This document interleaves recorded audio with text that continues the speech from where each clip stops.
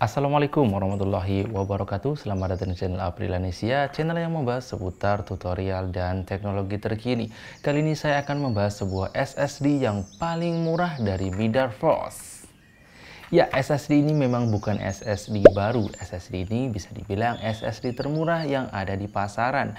Dengan pesaingnya antara lain RX 7 dan EOTA, ya paling selisihnya tipis lah, nggak jauh-jauh beda. Nah, kok bisa ya SSD MediaForce ini ngasih harga murah dibandingkan SSD brand lainnya? Selain itu, kita juga akan bahas SSD ini mulai dari paket penjualan SSD-nya, spesifikasinya, chipnya yang dipakai, tes kecepatan, kelebihan SSD ini di kelasnya, pelayanan purna jualnya, dan juga kesimpulannya. Sebelum lanjut, mohon dukungannya untuk like, subscribe, dan nyalakan lonceng notifikasi, dan share ke teman-teman kamu supaya lebih banyak yang mendapatkan manfaat dari video ini.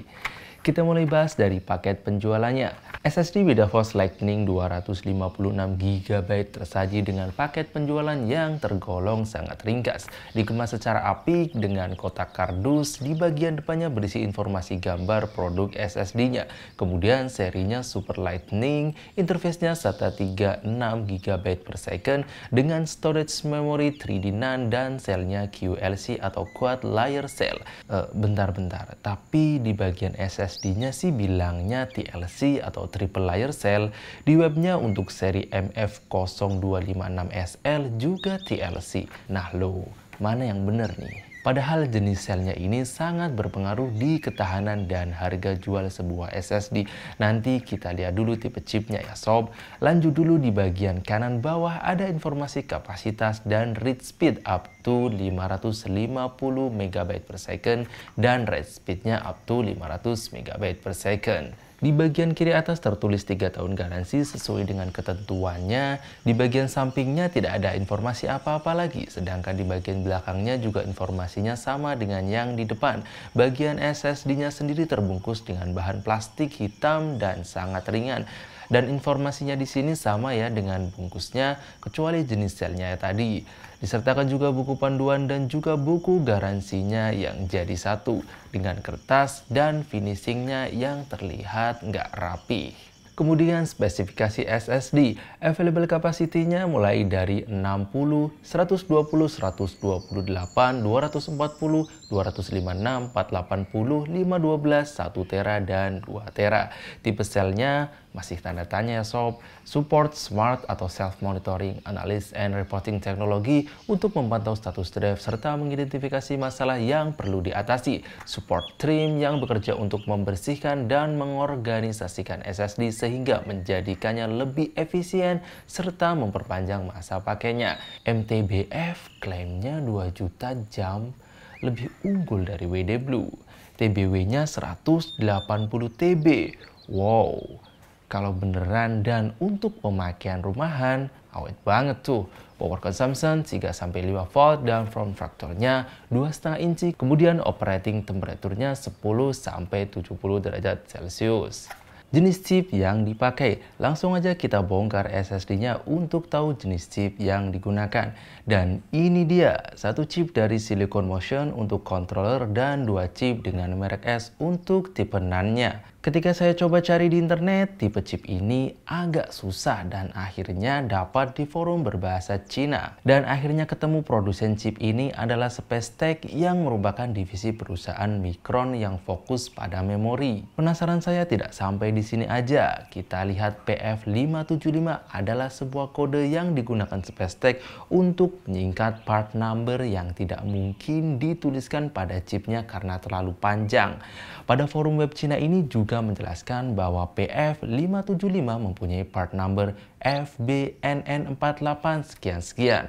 Part number ini bisa dicari di webnya Spacetech. Bisa kita lihat jenis selnya di huruf keempat, yaitu N. Pada panduan part numbering Spacetech, N menunjukkan bahwa tipe sel dari NAND atau chip tersebut merupakan QLC atau Quad Layer Cell. Yes, akhirnya saya menemukan jawaban kenapa MediaForce ini harganya murah. Salah satunya adalah jenis sel yang dipakai. Buat kamu yang belum tahu apa itu TLC dan QLC, singkatnya saat ini ada 4 jenis sel. 1 SLC atau Single Level Cell, 2 MLC atau Multiple Level Cell, 3 TLC atau atau triple level cell, dan 4 ada QLC atau quad level cell. Semakin banyak bit per selnya, storage-nya bisa semakin besar, namun akan semakin lambat kecepatannya dan semakin murah harganya. Di video YouTube lainnya saya menjumpai MediaForce ini pakai chip SK Hynix dan Realtek Raimic sebagai kontrolernya. Ceritanya dia bongkar karena SSD-nya rusak. Saya kira punya saya juga akan pakai chip yang sama, tapi ternyata lain. Itu artinya MediaForce menggunakan jenis chip yang bisa berbeda di setiap produknya. Jadi untuk produk yang saya dapatkan ini yang benar menggunakan jenis sel QLC ya, bukan TLC, sesuai dengan yang ada di covernya ini. Seperti video yang pernah saya bahas sebelumnya, bahwa teknologi yang digunakan akan sangat berpengaruh terhadap harga sebuah SSD. Ini hanya salah satu faktor aja kenapa SSD ini bisa murah harganya. Faktor lainnya bisa dari kualitas boardnya atau kualitas channelnya juga bisa. Salah satunya yang signifikan menekan harganya adalah jenis chipnya. Lanjut ke pengujian SSD. Pertama, kita lihat dulu SSD ini menggunakan Crystal Disk Info.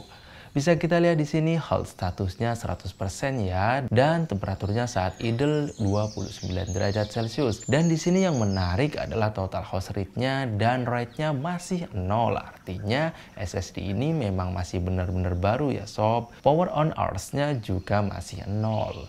Langsung aja kita tes kecepatan SSD ini menggunakan Crystal Disk Mark dengan profil default, dan hasilnya untuk read-nya sebesar 517 MB per second dan write-nya sebesar 498 MB per second. Dan random 4 KB nya di Q32T16 read-nya mencapai 168 MB per second dan write-nya mencapai 226 MB per second. Sedangkan random 4 KB untuk Q1 dan T1-nya read-nya 42,92 MB per second dan write-nya 93,46 MB per second.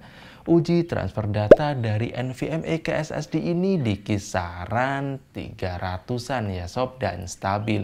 BTW ini saya mengujinya dengan menggunakan enclosure yang saya konekkan dengan USB 3 yang saat itu memang kecepatan Crystal Disk Mark-nya cuma di sekitaran 300, sedangkan tadi yang saya tes itu menggunakan SATA 3 sehingga mencapai 500 MB per second, dan kemungkinan jika menggunakan SATA 3 transfer datanya dipastikan bisa di kisaran 500 seperti hasil benchmark pada Crystal Disk Mark. Untuk review SSD Vigen sebelumnya saya salah melakukan uji coba transfer data karena lawannya FD di mana kecepatan read-nya hanya 30 MB-an. Alhasil ketika di copy ke SSD, kecepatan write-nya juga cuma 30-an karena yang dibaca di FD mentok di 30 MB-an. Untuk suhunya ketika terjadi proses read dan write di kisaran 40-an, dan 42 derajat Celcius itu paling tinggi saat diproses read dan write-nya. Kelebihan SSD ini di kelasnya. Keunggulan dari MediaForce ini dibandingkan SSD murah lainnya seperti RX7 dan EOTA, yaitu mempunyai official website seperti yang kita lihat saat ini. Dia juga punya official Instagram dan Facebook. Dengan adanya website ini, minimal ada informasi spek tag-nya seperti produsen SSD kelas atas juga menyediakan informasi yang lengkap tentang spesifikasi SSD-nya. Ya meskipun spek tag-nya MediaForce masih minim sekali, tapi mereka terlihat lebih serius menggait konsumen di Indonesia. Pelayanan purna jualnya. Untuk pelayanan purna jualnya, MediaForce memberikan garansi 3 tahun. Dengan ketentuan, 1 kerusakan bukan karena mining, 2 belum pernah dibongkar, 3 kerusakan bukan karena akibat pemakaian yang tidak wajar, 4 segel garansi tidak hilang, 5 nomor seri produknya terdaftar, dan 6 cacat fisik bukan karena pemasangan saat penggunaan. Dan saya belum pernah punya pengalaman klaim garansi MediaForce, tapi melihat review yang pernah klaim garansi MediaForce ini, tinggal kontak aja ke toko tempat kamu beli. Sekarang yang recommend ada Garuda Megastore dan official MediaForce Force-nya. Nantinya kalian akan ditanya seputar kerusakannya dan kondisi SSD-nya. Jika setujui, maka kalian akan diminta mengirim balik ke toko mereka dan mereka akan ganti dengan yang baru. Tapi datanya yang hilang nggak diganti ya sob. Dan penasaran dengan layanan purna jual MediaForce? Saya coba cari di Google Map dan ketemu di daerah Ruko Interlet, daerah Jakarta Barat dengan rating 5 dari 2 ulasan. Dan alamat ini sesuai dengan di websitenya, artinya memang valid alamatnya. Kalau kalian punya pengalaman klaim garansi MediaForce, tulis di kolom komentar ya sob, biar teman-teman yang lain tahu. Kesimpulannya, SSD MediaForce 256 memang tergolong murah dengan harganya hanya 197.000 saat video ini dibuat di official store-nya. Saya pribadi, dan ini subjektif loh ya, lebih merekomendasikan SSD ini digunakan untuk kepentingan yang bukan utama seperti penyimpanan data penting atau install OS. SSD seperti ini lebih baik digunakan untuk caching atau untuk OS yang buat percobaan kalau buat IT support atau tukang servis laptop. Sekali lagi, garansi cuma mengganti unit SSD-nya, bukan mengganti datanya kamu. Sekian review kali ini, semoga bermanfaat dan jangan lupa untuk like, subscribe, dan nyalakan lonceng notifikasi. Dan kamu juga bisa share ke teman-teman kamu supaya lebih banyak yang mendapatkan manfaat dari video ini. Terima kasih telah menonton video ini. Wassalamualaikum warahmatullahi wabarakatuh.